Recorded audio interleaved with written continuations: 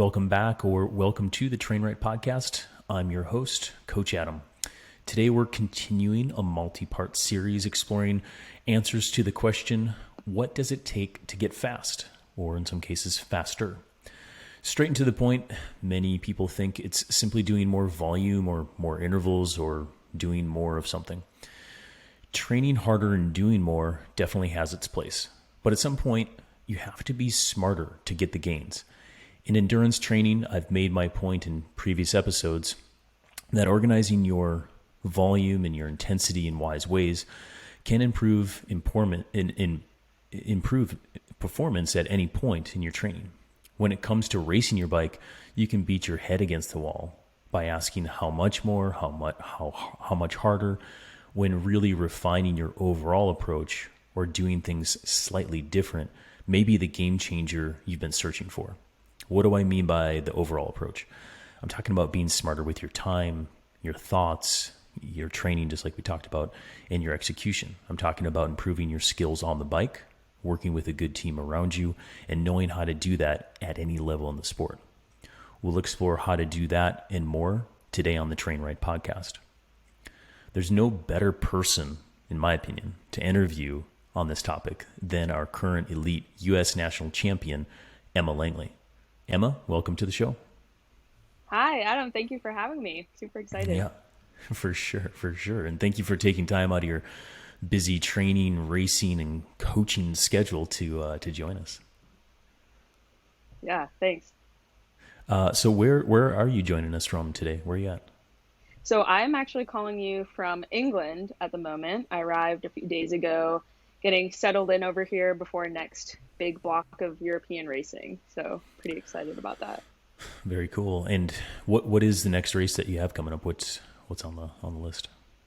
It's a brand new race called CIC Pyrenees.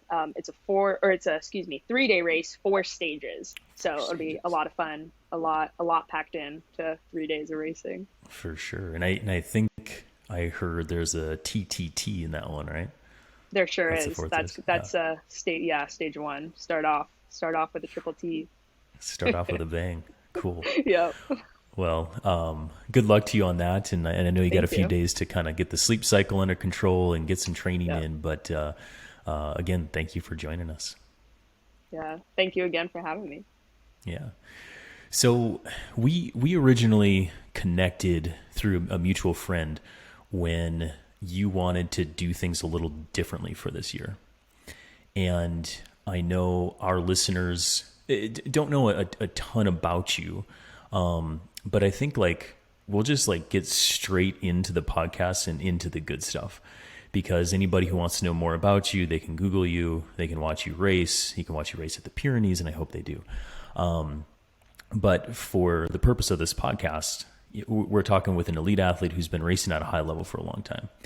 And the desire to become better is always there for an elite athlete. And like I said, this year, Emma came to me through a connection, and she wanted to step up her game.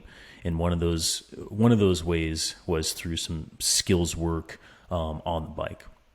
And before we get into that, Emma, I want to kind of turn it over to you, because you have been at that high level for a long time.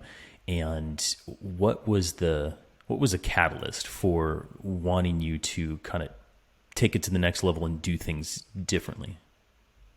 Yeah. So I spent the first few years of my racing career really just focused on the numbers, focused on training, trying to dial that in. And then last year was the first year that I started racing professionally with TIBCO Silicon Valley Bank. And then this year in 2022, we joined forces with EF Education to become EF Education-TIBCO-SVB. And with that, jump up to the WorldTour.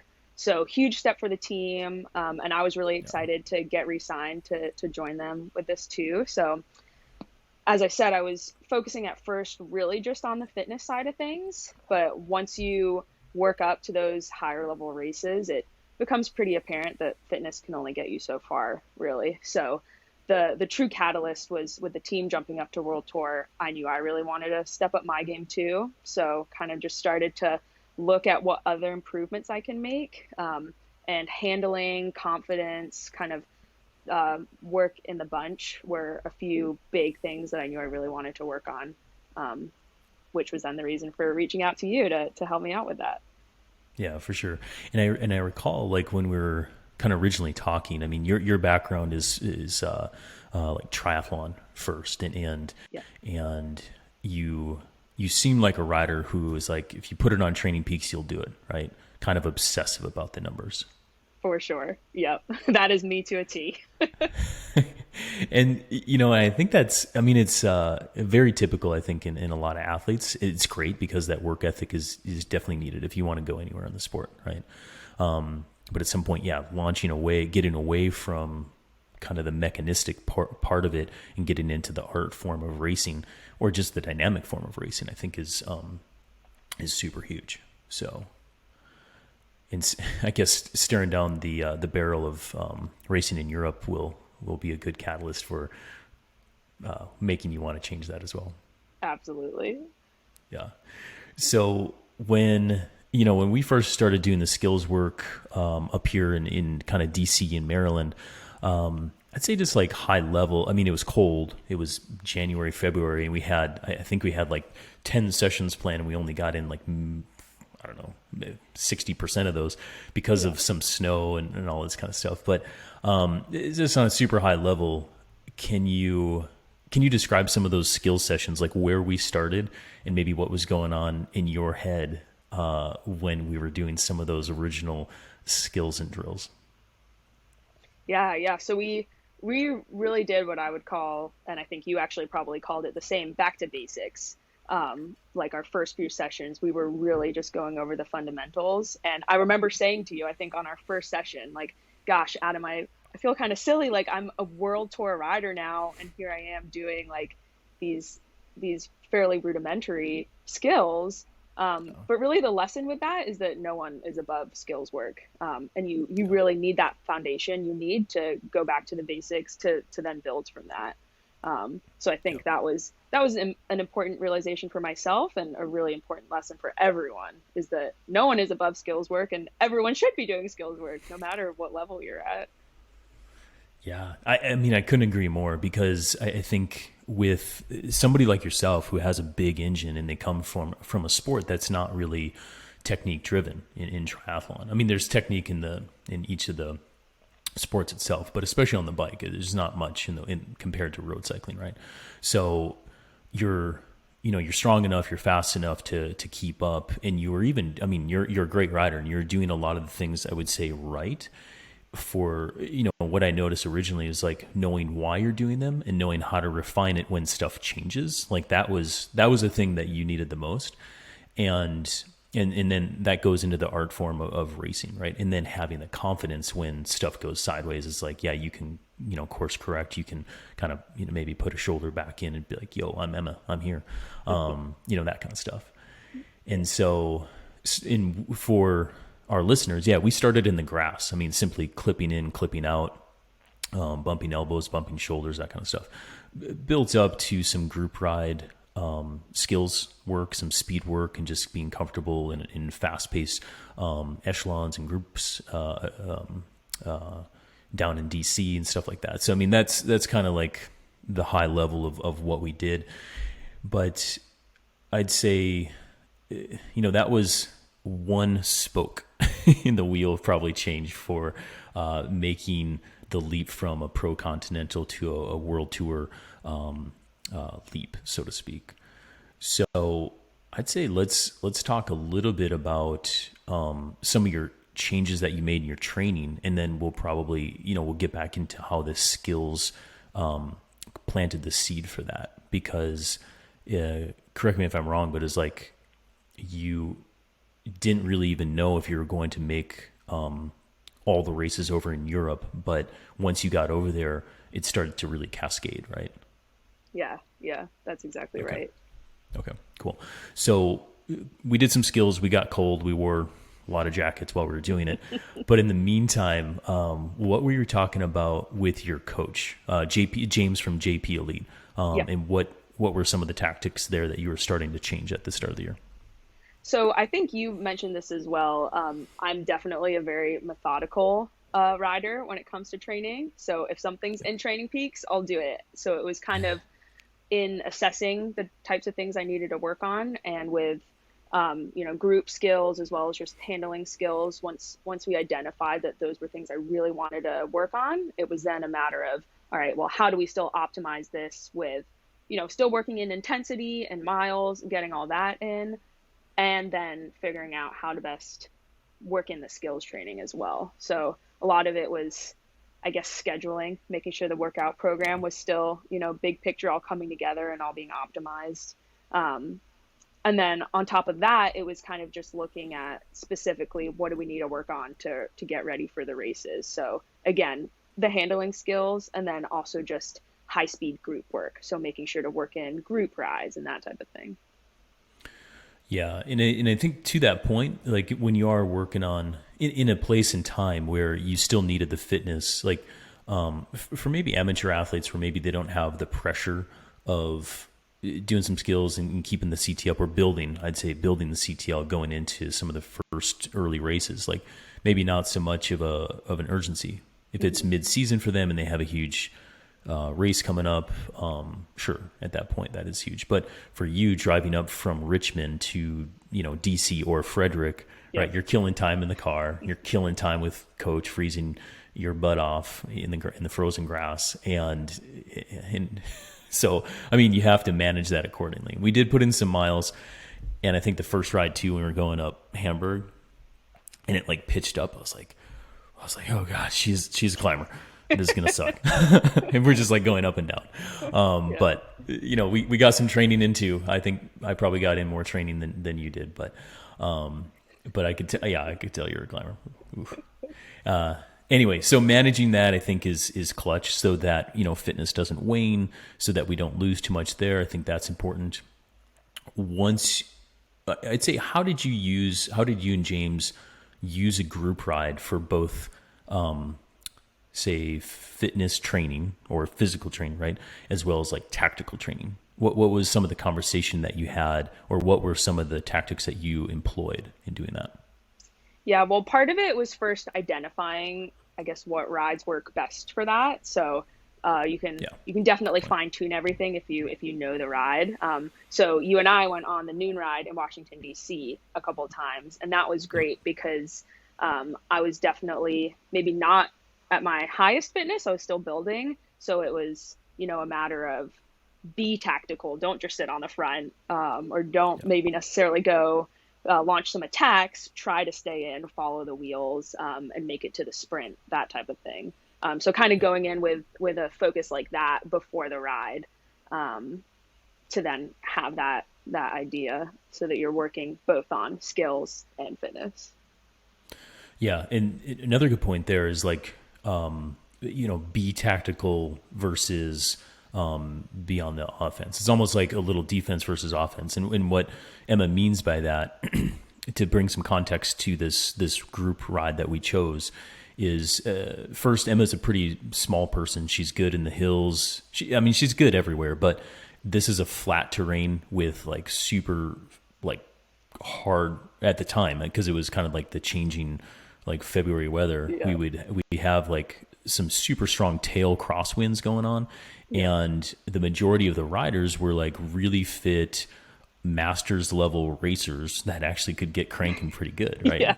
So for Emma, who's super small, and then like this wind is just plowing into her, it really forced her to get on those wheels and get outside the comfort zone, because just getting close to people that you have never ridden with, going 30 miles an hour, that's not the most relaxing thing in the world.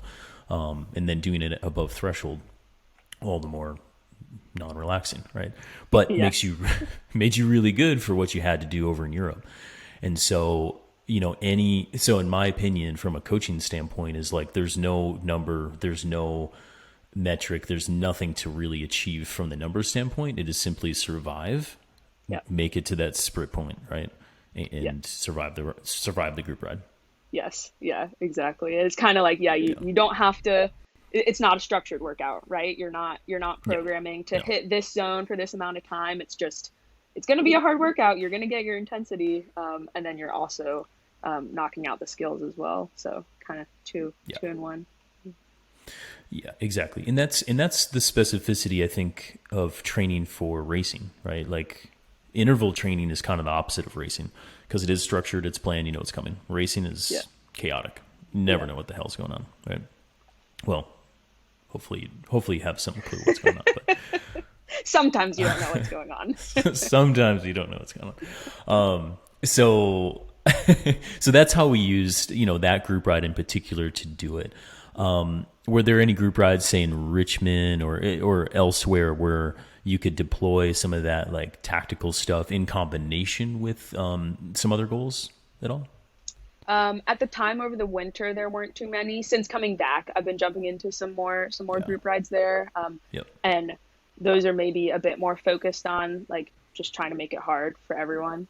But again, no matter maybe what the workout focus of a group ride is, you're still always able to practice those pack handling skills by having to be alert and be aware and kind of read the wind, read the riders, all of that good stuff. I know one other thing that was on your kind of goal list or the area to focus for you is you're pretty good at like kind of steady hard, right? Mm-hmm. And group rides somewhat elicit this, but you know, I think we call it the pop or that snap, 1 minute or less sort of power. I notice in just watching you race this year, you develop that pretty well too. So not only from the handling side of things, but you seem more snappy to me anyway. What did you work on to elicit that pop? How did you get that going this year? Yes. Well, first of all, thank you. Thank you for noticing. Yeah. I did. I mean, yeah. Solid work. That was something that James and I, and actually our performance director on EF Education-TIBCO-SVB, we all kind of identified that was another weakness, that my pop was maybe not so good at the beginning of the year, just because it's you know, you need to train it. And it's not something I maybe spent so much time focusing on, and you really need that in racing for sure. You need to have that snap to be able to cover moves, follow moves, make a move, you know. So a lot of it was just identifying that was a weakness and then doing specific training for that. So my coach James and I did a lot of specific like very high power workouts. And then the group rides on top of that certainly helped with just, you know, even if someone's going and you don't want to follow, just forcing yourself. And that's how you get, you know, time in those high zones. Yeah, no, that's 100% true. And, you know, I think on previous episodes, I've talked about, to bring some of this home, I've talked about anaerobic capacity or functional reserve capacity, FRC, and how to develop that. And you can do, you know, interval workouts to build that up.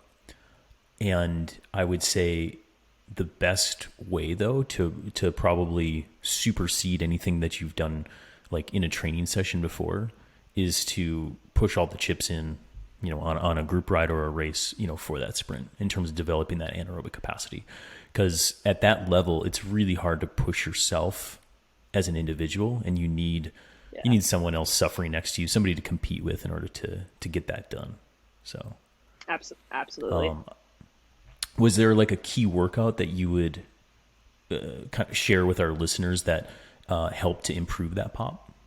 Yeah, one thing we did was an FRC workout where I would do 40-second repeats with a lot of rest. Mm-hmm. We're talking like 40 seconds and then over 9 minutes of rest. So you're fully recovered before then going again, and then that 40 seconds is an all-out effort. So we did that workout, I would say almost weekly throughout the spring. So that was when I wasn't racing, of course. Yeah, and that, I mean, to stress 2 points, that 40 seconds, like how did you feel at the end of that 40 seconds? Like so dead. Yeah. So the workout that she's describing, I mean, it's not enjoyable, I think, for people like Emma or myself. Like I need to work on my pop, but it's like the worst workout possible. Yep.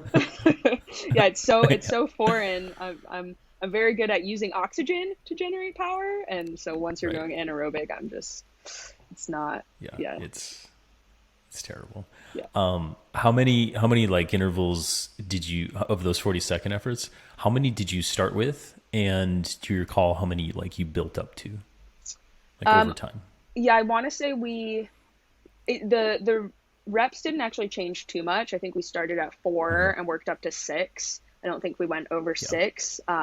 But we were repeating the same amount each week, but I could see my power increasing, if not weekly, then every few weeks. And that's always really nice kind of validation of seeing Yeah. that curve go up. So that's pretty cool. Yeah. Yeah. That's super cool. And it was, I mean, without seeing her workouts, I mean, that's exactly what I would anticipate. So it's super, super hard. You want to barf at the end of everyone.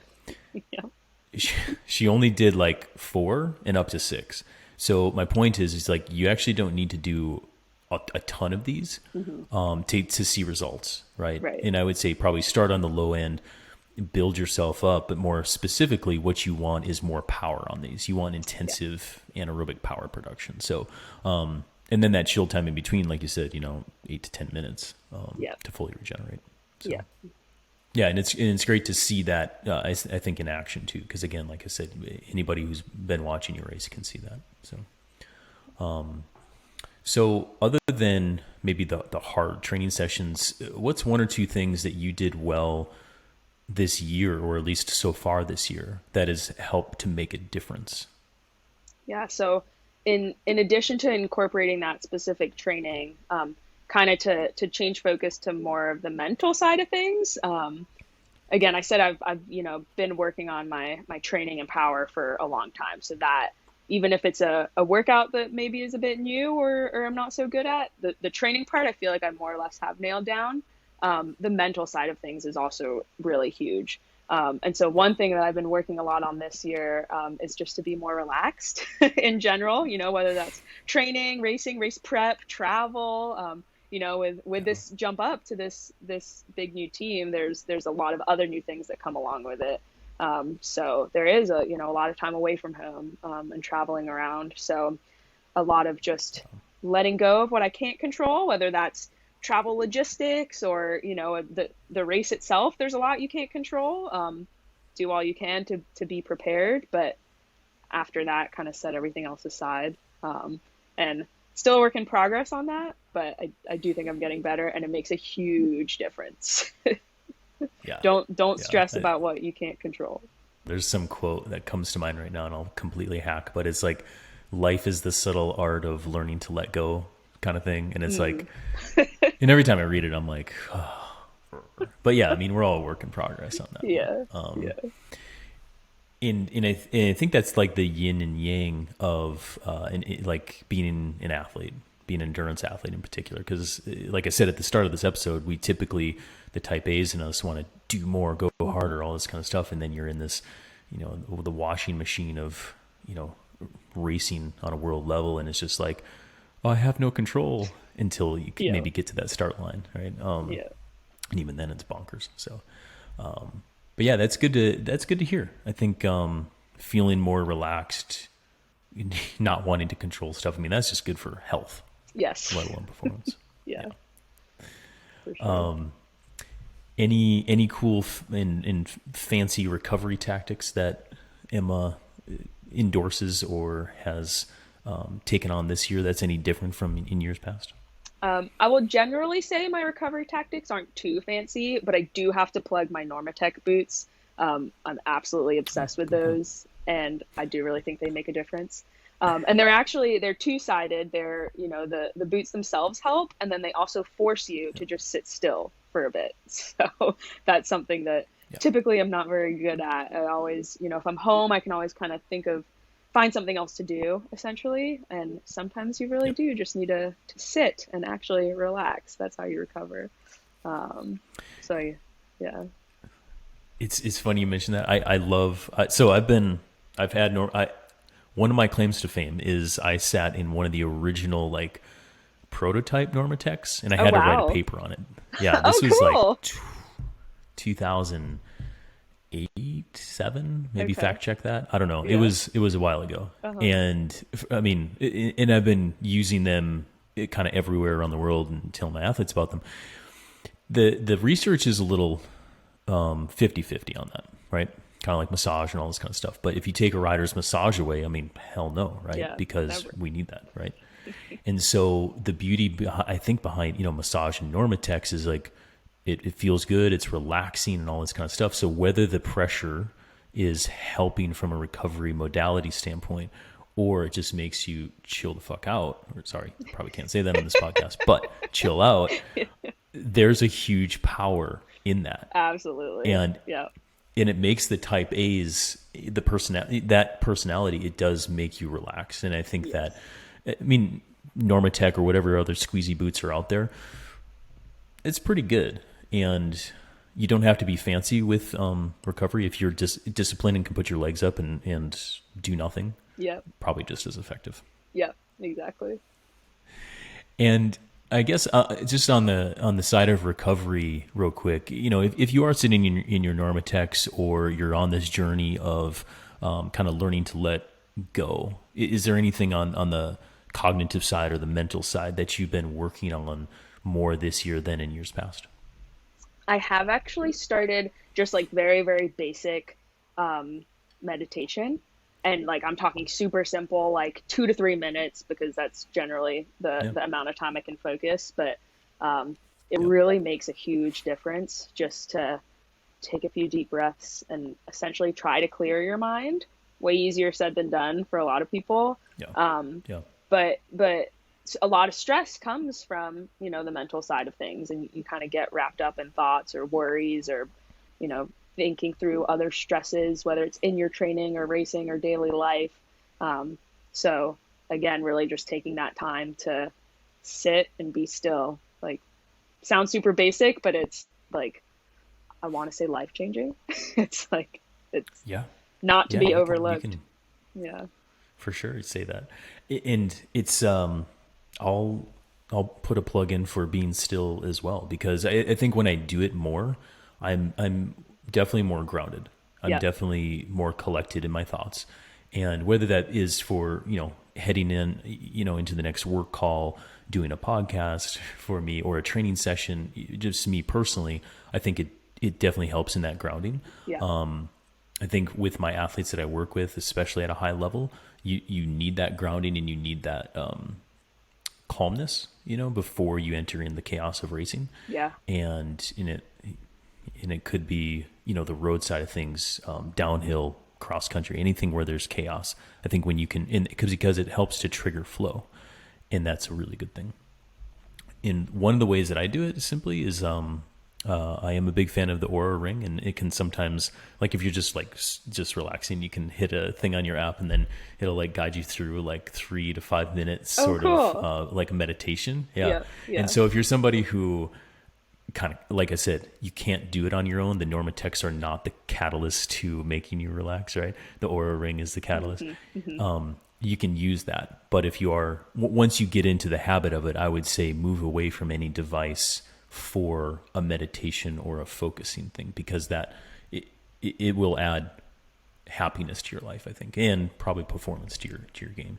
So Yeah, for sure. For sure. I do want to talk about your team here for just a second, if we can, because in road racing, I think we can lift individual riders up on a pedestal, especially when they're producing results, and that should happen, because they do the hard work, they deploy the tactics, and they get it done. And very similar to you in your national championship. So congratulations. I don't even know if I've officially even said that to you, other than on Instagram. But with a road racer, the team plays a huge role, not only in the kind of the day of successes, but kind of throughout the season. So could you tell us a little bit about your team, kind of the merger of the two sponsors, and how your team has played a role in your successes this year? Yeah, absolutely. So I think I mentioned briefly at the top of the podcast, we jumped up to the World Tour this year. We became EF Education-TIBCO-SVB. So that's, in and of itself, an awesome kind of step up for the team and everyone involved. And it's really cliche to say, but it's you can't do anything in the sport alone. Like any rider, no matter how great their palmares is, it's they've got a wonderful team behind them. So I know for me personally, I'm really grateful that I had the opportunity to ride for the team again this year, because everyone on the team, I'm talking all my teammates, our staff, founder Linda Jackson, everyone pours their heart and soul into the team. You can tell that when you're in the environment, and that makes me want to just give my all as well. So it really is, it's a collaborative effort. It's everyone's there to support each other. We all have these big goals that we're working towards, and we're helping each other achieve them. So nationals is a perfect example of, yes, I get to wear the jersey. I was top step on the podium, but it was 100% a team effort, and with all of us going all in with the goal of retaining the jersey in the team. So that was super cool. It still hasn't sunk in yet, but that's my jersey for a year now. Yeah. I mean, I kind of have goosebumps right now. Cause it's so cool. I think when you have a high performing team that has good synchrony and, it's like good feels, and that usually goes to good performance. Yeah, right? absolutely. Yeah. And it's a passion, it's a passion thing. It's a collaborative thing. It's a culture thing. And so, your team this year clearly has it. You're a part of that. And, the other thing when I think of team for a rider too, is you've got, say the team as we know it, EF TIBCO, and then you have like your performance team around you as well. Yeah. And can you speak maybe a little bit to, I don't know, just like maybe how you view your performance team, maybe who's in it, and whether you like proactively cultivated it, or if it just kind of happened naturally, and what that means to you. Yeah, absolutely. I think to answer your last question, I think it does happen naturally. So for me, my support team is my people who are surrounding me all the time, always there when I need guidance, help of any kind. So that's my coach, James, my partner, my cycling community at large, whether that's just in Richmond or people I've met out training and racing, people who send either messages of encouragement or congratulate you. That's just, maybe it's just the smallest message, but it makes a huge difference. And every athlete needs that support, kind of knowing that they have those people around them, because you can't do anything by yourself. So it's really important, really special. And I do think it's kind of just a product of the community I'm in, if that makes sense. Yeah. Yeah. That makes a lot of sense. And I think, one question to kind of curtail off of that is I don't believe you need to be an elite rider to have that support network. Mm-hmm. Right. And in fact, I mean, it's, pretty obvious that we all have our own support networks, but if a listener is listening to us have this conversation and thinking like, professional athlete, of course they're going to have support people around them. What would you say to an amateur athlete who maybe doesn't have that support network? Like, how would you develop that, or how would you advise to get some good people around you, whether it's just strictly for performance, or if it is for like encouragement and get out there and get training? Yeah. I would say don't be afraid to reach out to people. I think actually the pandemic has taught a lot of us that as human beings, we don't do so well on our own. At least most people. Obviously, people have their preferences, but no matter what level athlete you are, or whether you're an athlete or not, you need a support network. So if maybe you're questioning if you have that, or not sure how to maybe garner some of that feeling of support, is reach out to people, whether that's asking for help, asking to get coffee, go on a bike ride. You don't need to be an elite athlete to kind of create that support system. Everyone needs it. And it's, really just a matter of not being afraid to reach out if you feel like maybe you don't have that support network so close. That's a wonderful answer. And I think more and more when you do reach out, you'll realize people are more willing to help than you realize. Yeah. Oh, right? absolutely. That's a great point. Yeah. Yeah. And even in sometimes too, I'd say get a training partner is also like somebody that you ride with once or twice a week. Mm-hmm. And cause that can hold a different level of accountability. And sometimes it's Yes. like, hey, Emma, do you want to go for a ride? And sometimes it's like that person, it's like, oh yeah, I was almost going to skip my ride today. So let's get out there or whatever. Yep. Or maybe you say, oh, I'm tired today. Let's go get a coffee. And that's, Right. oh yeah, I'm tired. That's what I should do too. So Right. I think, yeah, it definitely Works helps. both It definitely ways helps. for sure. Yeah, exactly. So while we're on the topic of kind of developing good habits and offering good advice to, say, amateur athletes, is maybe let's like 1 or 2 points that you would give for somebody listening to this podcast to help them look a little differently at their lives to help improve that performance. Yeah, so the first thing that comes to mind, and it is quite a general statement, but I do think it isn't something people consider, especially in terms of training. And that's that it's, I guess, a cliche phrase, but a happy head will mean happy legs. So Yeah. I'm a coach as Yeah. well, and I always tell my athletes that training should be enriching. It shouldn't be this like grind that I have to go out and kind of trudge through the miles on your bike. So if that is the case, then we need to reevaluate. And kind of the big picture evaluation is, are you happy? And if not, maybe ask yourself why not. And it could be that you feel like you're maybe actually training too much and you don't have the energy or time to spend time with friends or family or doing another hobby that you like. So it's, training more isn't always the answer.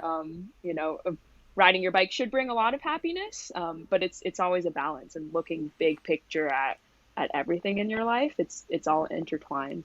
Yeah, that's really good. And I think, happiness is a weird topic in itself. I think everybody can Yes. like, when we, Yeah. right? Like it's very elusive sort of thing. But when we talk about happiness, I think everybody knows essentially what we're talking about or can like associate a feeling to it. And I think, with that, I would 100% agree with you. Happy head equals happy legs. And to learn how to get your head happy in order to get those legs, that's super crucial. And yeah, I've been doing some research on like recovery rides lately, and what's the research in recovery. And it's normally like in like interval sessions and stuff, and very rarely, like I haven't seen much that says 1 hour, hour and a half recovery ride elicits a better recovery response. Mm-hmm.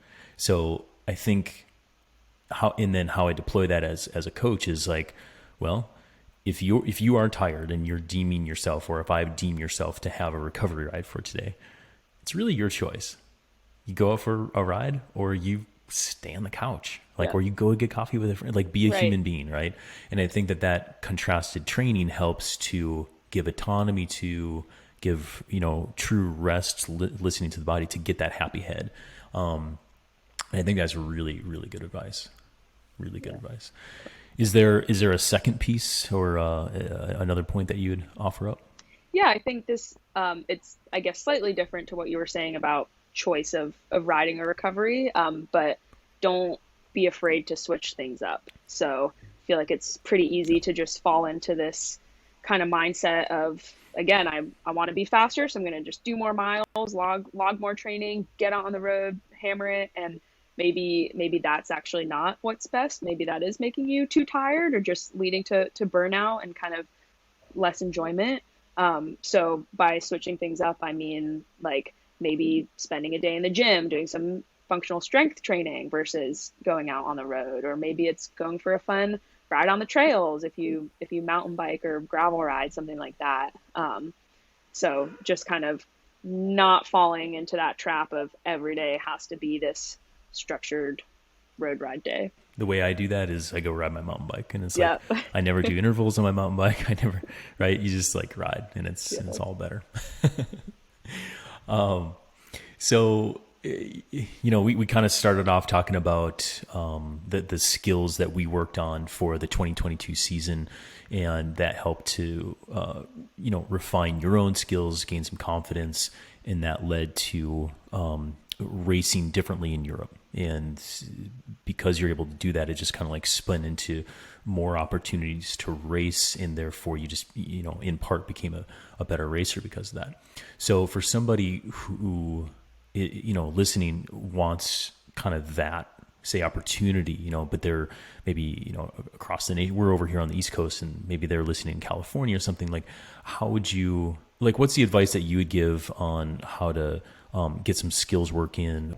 Yeah, I would say the first thing would be maybe search for a local maybe club or team, um, Yeah. or someone who is known in the area to do skills work. So just reaching out to your community, to kind of see if there's something to be found there. In addition, so that might be kind of more on the skill specific side. And maybe if that's not something available or that is going on at the moment, just jumping into a local training ride. And then you can make Yeah. connections too and say, hey, do you guys, want to do a skills clinic, something like that. And even if not, you're still getting in some good training on a group ride with handling. And then there's also a lot you can do on your own. So it is easier and can help with accountability, if you have a coach to work with, but you could always, look up some drills online and then just carve out the time yourself to work on some of it. And maybe you can convince a friend or two to join you as well, but spearheading it yourself is an option too. Yeah, really good points. And I think like an overarching theme here of like how to do things differently and kind of where to do is like finding a friend and like reaching Yeah. out to people, I Yeah. think really helps for sure. But I get it. Like if I was, I don't know, practicing to do something, I mean, watching a YouTube would be, and then trying it myself before I go and do things with others might be a good way to do it too. That's a good idea. Lastly, just kind of hit on some of the kind of the racing tactics, because a lot of our listeners too, maybe they're master's level racers, junior racers, or they're just getting into it. But not everybody has a team to work with, right? As you said, I mean, there's a lot of the results are driven by a team. So could you offer up some advice on how to deploy some race tactics? And let's just say in two ways: one, if they have a team, and then two, if they don't have a team. That's a tough question to answer because, there's so many different pieces of advice you could give, right? The art of bike Yeah. racing is ongoing. There's always things you can be, searching for and refining, but to pick one or two things. If you have a team, I think my number one piece of advice would be to communicate with each other. That is huge. You might have your pre-race meeting and you form a plan, and that's awesome. Maybe you even form, plan A and B. But once you're actually in the race, things change. Maybe, you tried both plans and they fell through. So now you have to think on your feet for a plan C. And that's all happening in real time. So being able to communicate with each other on the road, is huge. So this is actually where having a team captain or a team leader can be really helpful to help with communication. And I feel really lucky that I have some really great mentors and leaders on my team, because I will say that makes a huge difference when you're in the race. Absolutely. Completely agree with that. So if you don't have a team, and you're out there racing solo, what's your best advice for somebody like that? Yeah. I would say, first of all, don't let not having a team deter you from racing, right? Because especially in For the, sure. maybe the more local or regional races, a lot of people are just turning up, haven't joined a club yet, or just kind of want to get a feel for racing before committing to a team. So certainly don't let it deter you, even if, you see a couple of big teams on the start list.